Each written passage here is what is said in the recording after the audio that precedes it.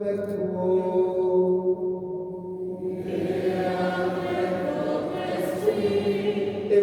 de Jésus-Christ selon Saint Jean.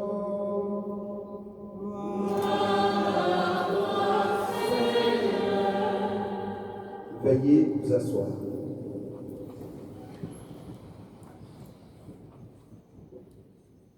En ce temps-là, sortant du temple, Jésus vit sur son passage un homme aveugle des sens. Ses disciples l'interrogèrent. Rabbi, qui a péché, lui ou ses parents, pour qu'il soit né aveugle? Jésus répondit, ni lui, ni ses parents n'ont péché, mais c'était pour que les œuvres de Dieu se manifestent en lui. Il nous faut travailler aux œuvres de celui qui m'a envoyé. Tant qu'il fait jour, la nuit vient, où personne ne pourra plus travailler. Aussi longtemps que je suis dans le monde, je suis la lumière du monde.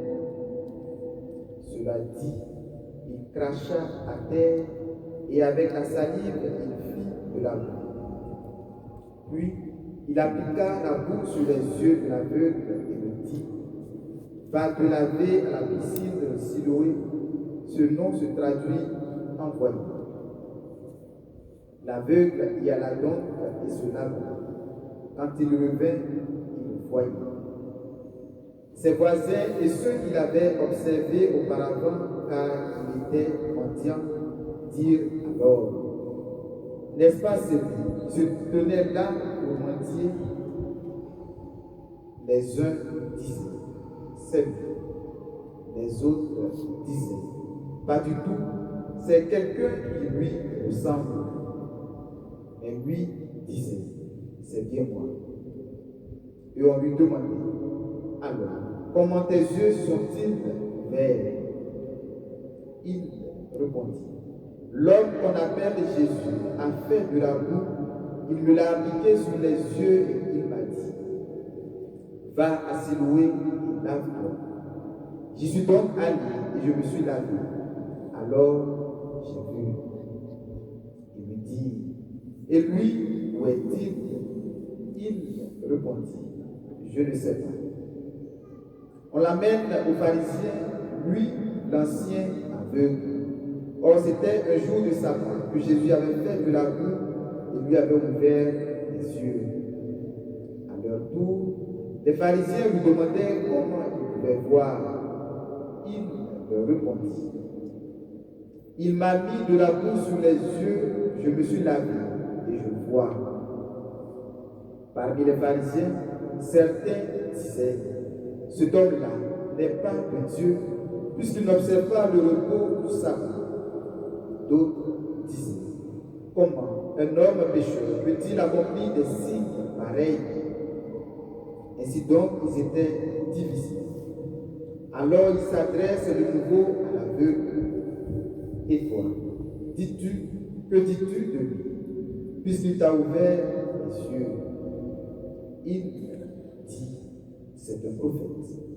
Or les Juifs ne voulaient pas croire que cet homme avait été aveugle et que maintenant il pouvait voir. C'est pourquoi il convoquait ses parents et leur demandait, cet homme est bien votre fils et vous dites qu'il est né aveugle? Comment se fait-il qu'à présent il voit? Les parents répondirent, nous savons bien que c'est notre fils et qu'il est né aveugle. Mais comment peut-il voir maintenant? Nous ne le savons pas. Et qui lui a ouvert les yeux? Nous ne le savons pas non plus. Interrogez-le, il est assez grand pour s'expliquer. Ses parents parlaient ainsi parce qu'ils avaient peur des Juifs. En effet, ceux-ci s'étaient déjà mis d'accord pour exclure de leur assemblée tous ceux qui déclaraient publiquement que Jésus est le Christ. Voilà pourquoi les parents avaient dit, il est assez grand, interrogez-le. Pour la seconde fois, les pharisiens convoquèrent l'homme qui avait été aveugle et lui dirent, rends gloire à Dieu. Nous savons, nous, que cet homme était pécheur. Il répondit, Est-ce un pécheur? Je n'en sais rien. Mais il y a une chose que je sais. J'étais aveugle et à présent je vois. Il me dit alors, comment a-t-il fait pour t'ouvrir les yeux? Il me répondit, je vous l'ai déjà dit et vous ne m'avez pas écouté. Pourquoi voulez-vous m'entendre encore une fois? Serait-ce que vous voulez vous aussi devenir ses disciples? Ils se mirent à les jeûner. C'est toi qui es son disciple. Nous, c'est de Moïse que nous sommes disciples. Nous savons que Dieu a parlé à Moïse, mais celui-là, nous ne savons pas d'où il est. L'homme leur répondit, voilà bien ce qui est étonnant. Vous ne savez pas d'où il est, et pourtant il m'a ouvert les yeux. Dieu, nous le savons, n'exauce pas les pécheurs, mais si quelqu'un l'honore et fait sa volonté, il l'exauce. Jamais encore on n'avait entendu dire que quelqu'un ait ouvert les yeux d'un aveugle de naissance. Si lui n'était pas de Dieu, il ne pourrait rien faire. Il répliquait, tu es tout entier dans le péché depuis ta naissance et tu nous fais la leçon. Ils le jetèrent dehors. Jésus apprit qu'il avait été jeté dehors. Il le retrouva et lui dit, crois-tu au Fils de l'homme? Il répondit, et qui est-il, Seigneur, pour que je croie en lui? Jésus dit, tu le vois, c'est lui qui parle. Il dit, je crois, Seigneur, et il se prosterna devant lui. Jésus dit alors, je suis venu en ce monde pour rendre un jugement, que ceux qui ne voient pas puissent voir, et que ceux qui voient deviennent aveugles. Parmi les pharisiens, ceux qui étaient avec lui entendirent ces paroles et lui dirent, serions-nous aveugles nous aussi?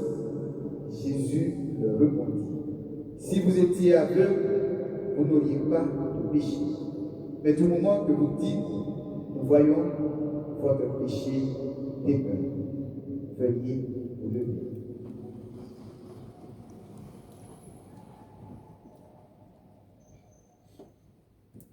Acclamons la parole de Dieu. Louange à toi, Seigneur Jésus. Bien-aimés frères et sœurs, très chers fidèles, touristes et pèlerins, et à vous tous qui nous suivez de très loin grâce à la magie des ondes, à vous, grâce et paix de la part de Dieu notre Père et de Jésus-Christ notre Sauveur. Frères et sœurs, nous sommes aujourd'hui le 4e dimanche de Carême et l'Église célèbre le 2e scrutin qui prépare les catéchumènes à l'initiation chrétienne de la nuit de Pâques. Ce jour, nous sommes invités donc à les porter tous en prière. Frères et sœurs, alors que dimanche dernier, à travers l'évangile de la Samaritaine, Jésus nous a promis à nous aussi le don de l'eau vive. Ce 4e dimanche, appelé dimanche létaré, réjouissez-vous, nous présente l'aveugle-né qui retrouve la joie grâce à la guérison opérée par Jésus, lumière du monde. Le dimanche dernier, la rencontre avec Jésus et la Samaritaine, nous avons vu qu'une telle rencontre nous donne soif de toujours chercher Jésus, aller à Jésus. Aujourd'hui, cette rencontre permet donc de recouvrer la vue et de contempler la lumière. La vue, pas seulement physique, mais spirituelle, qui nous ouvre donc à la foi véritable. Il est vrai, frères et sœurs, que notre joie est liée à la lumière. Lorsque la lumière vient à manquer et que nous nous trouvons dans le noir, il est difficile de se réjouir. On a tous fait l'expérience. Lorsqu'il y a coupure de courant, tout le monde devient nerveux. On ne sait plus que faire, n'est-ce pas? Voilà. Même si la coupure n'est pas liée à notre activité, mais quand il y a coupure, tout le monde arrête de travailler. On ne sait plus que faire. En revanche, lorsque nous voyons en pleine lumière toutes les œuvres du Seigneur, notre cœur est rempli de joie. Alors, je voudrais, bien-aimés frères et sœurs, que nous fassions cet exercice d'être en quelques minutes aveugles. Nous mettre dans la chaussure de ces personnes aveugles. Essayer de voir qu'est-ce qu'ils ressentent et qu'est-ce qu'ils vivent. Qu'est-ce qu'un aveugle? C'est une personne qui ne sait rien de la beauté de la création et des créatures. C'est quelqu'un qui vit sans voir les arcs-en-ciel, la douceur des champs, la majesté des montagnes, la splendeur de cette basilique, les couleurs des fleurs et des arbres. C'est quelqu'un qui vit sans pouvoir ou savoir donner un visage aux personnes qui lui sont proches. Un aveugle de naissance est surtout quelqu'un qui ne connaît pas la joie de pouvoir regarder dans les yeux avec amour une personne qui lui est chère.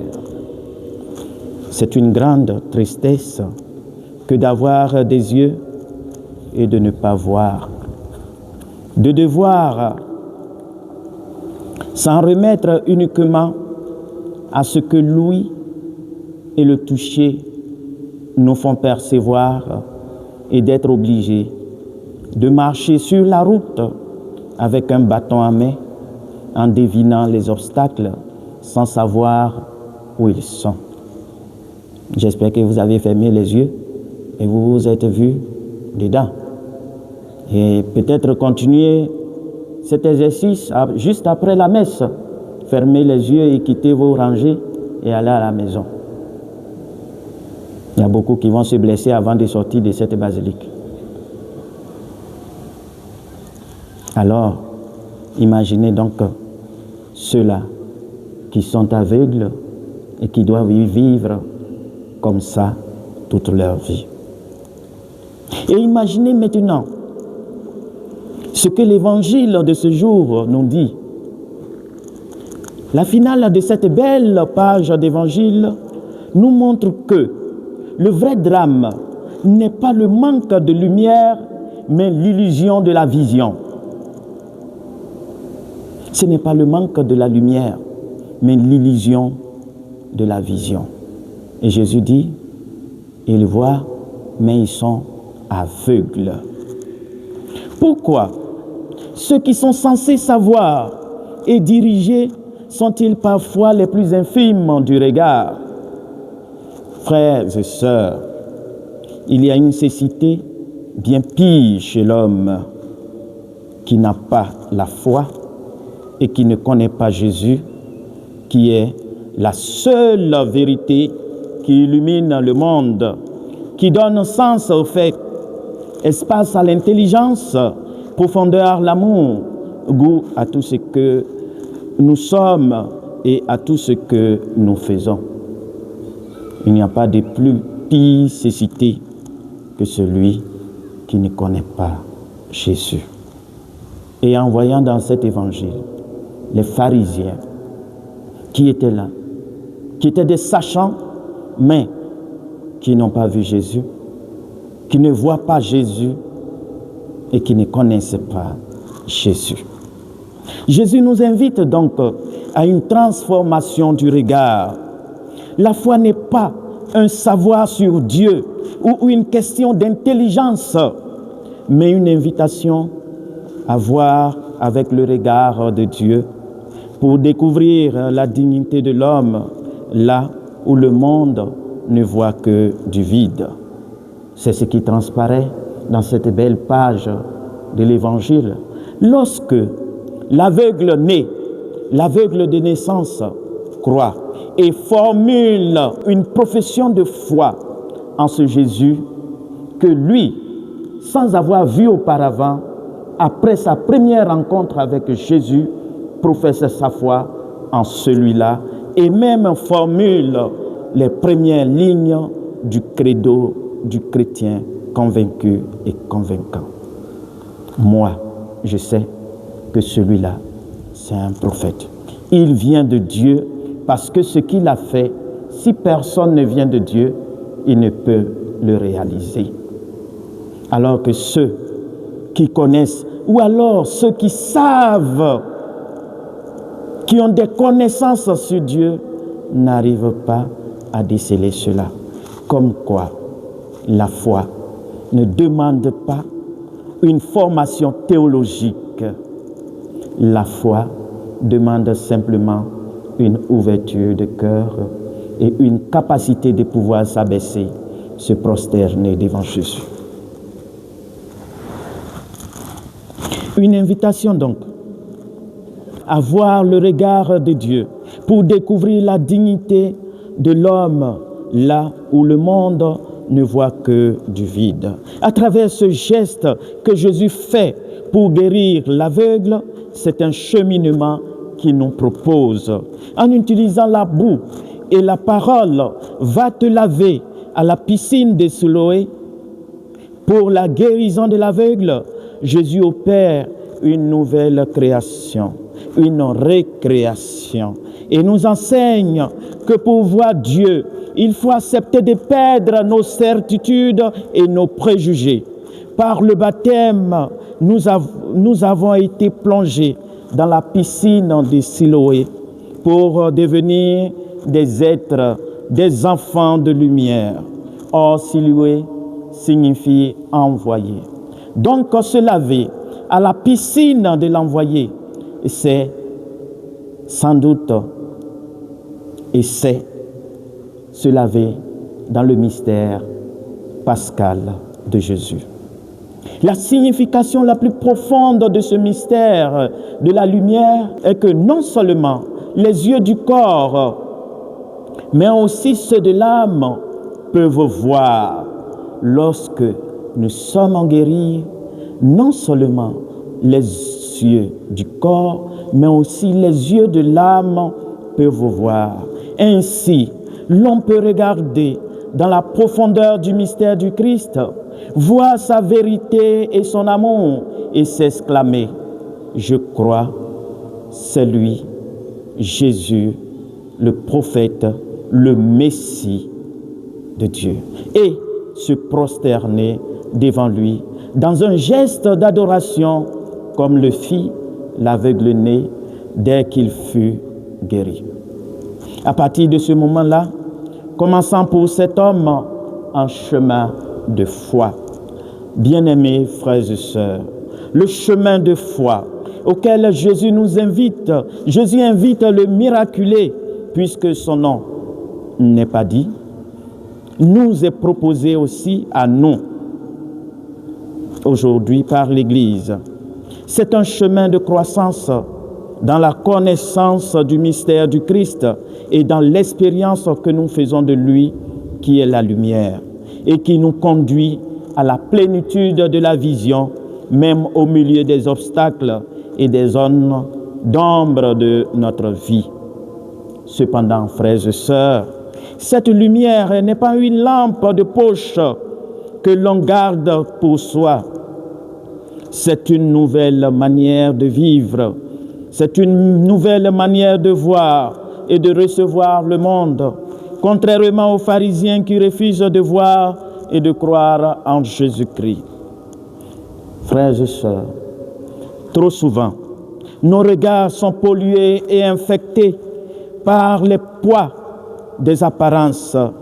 Nous vivons dans des sociétés où le paraître a pris le dessus sur l'être.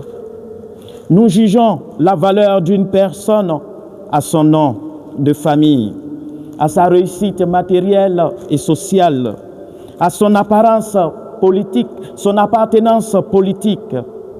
Notre aveuglement, c'est de préférer la solidarité ethnique, sociale ou politique à la justice, ce qui enlève parfois notre joie de vivre et nous met dans l'obscurité. Comme Samuel est devant Eliab, nous nous laissons parfois impressionner par ceux qui brillent à l'extérieur, tout en restant aveugles aux nombreuses richesses cachées de ceux qui souffrent en silence. Dans le miracle de l'aveugle-né, nous voyons que la conversion est d'accepter de se laisser ouvrir les yeux sur la réalité comme elle est vraiment, en Dieu, et non comme nous la voyons quand nous la regardons avec les yeux qui ne sont pas les yeux de la foi. Frères et sœurs, comme à l'aveugle, Jésus nous dit en ce temps de carême, allez à la piscine de Siloé, c'est-à-dire marchez à la suite de Jésus au pied de la croix pour laver votre regard et être tout entier dans la lumière, aujourd'hui, demain, pour les siècles des siècles.